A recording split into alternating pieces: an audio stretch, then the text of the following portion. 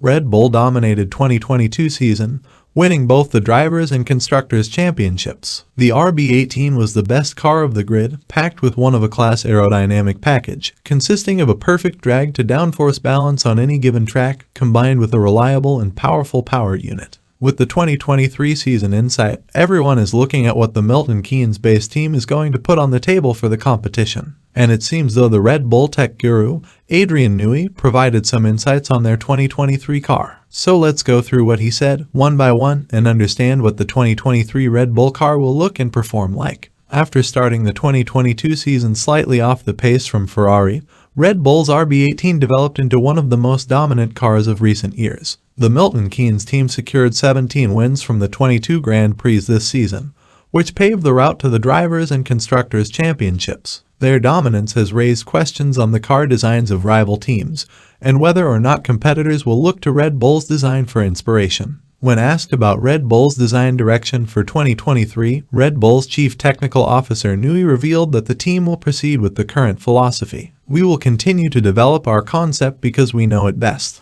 But I don't dare say whether our way is the best way. It's quite possible that someone else will turn the corner with a better idea." That statement there confirms which direction Red Bull is headed towards, and we have seen many changing their concepts towards the one produced by Red Bull. So, what is the Red Bull car going to look like is the question now. Well, we were able to put the pieces together, accommodating the technical regulation changes for 2023, but nothing is confirmed as of yet. So, take my ideas with a grain of salt. Red Bull have impressed many by being involved in back-to-back championship battles, despite the regulation changes of 2022. The change in technical regulations has generated more variation in car design than anticipated, which Newey believes signals more design opportunities ahead. It means that none of us is absolutely right and there must be something better. You can never isolate things like wings or the side pods. Everything only works as a package. A Ferrari sidebox will not fit our underbody and vice versa. There's always an interaction between these elements. Adrian's not wrong about the ideas behind aerodynamic packages, and what they are doing is exactly what he is talking about. The 2023 technical regulations include a rear ride height raise of 15 millimeters. We believe that the Red Bull package is the best of the rest, as of yet, to perform all round, with the technical regulation changes accommodated. According to the information we have got on our hands, Red Bull will have major design changes and improvements on the underfloor, which will be supported by improvements to airflow around the side pods. The Red Bull car has medium-sized side pods with the bellies that have a down profile in the terminal part. This side pod size and shape changes the pressure map and allows an acceleration of the airflow, thus generating a downwash effect. This downwash effect helps to neutralize the infiltrations in the undercar. The improvements we mentioned will help to add more power to the vortices along the floor edge. The strong vortices along the floor edges will help seal the underfloor. These improvements will lead to a clear difference in the aero behavior of the car. The car should now generate a more powerful and extended depression map, thanks to less air infiltrating the underfloor compared to 2022.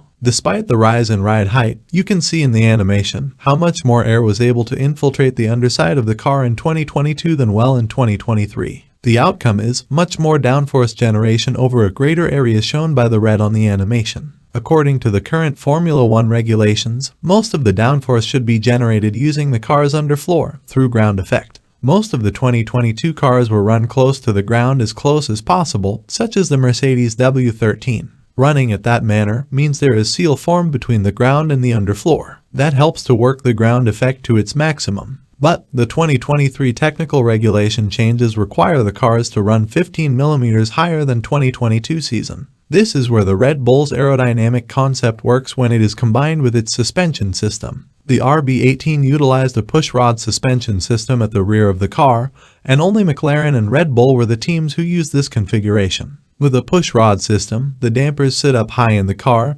therefore it made much more space available underneath the car, and with clever packaging, there is much more space to have big venturi tunnels on the rear of the car, when compared with its rivals, to make maximum of the ground effect. With certain rival teams such as Ferrari confirming that the 2023 cars will use the same chassis as the F175, the same suspension system will be used, which are the pull rods. With pull rod suspension on the car's rear, less space is available on the rear for large venturi tunnels, which affects the overall downforce generated.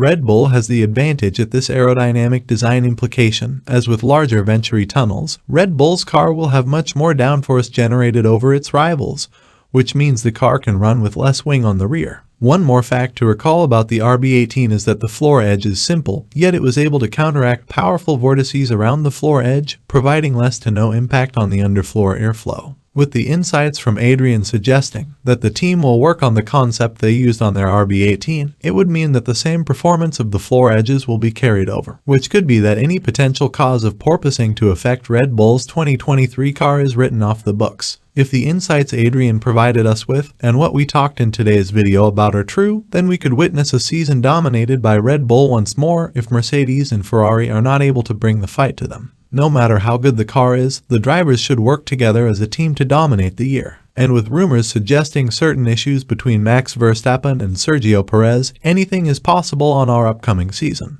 What do you guys think about the 2023 Red Bull car? Did I put the pieces together properly according to the insights Adrian provided us with, or is Red Bull going to amaze us with something very special at pre-season testing?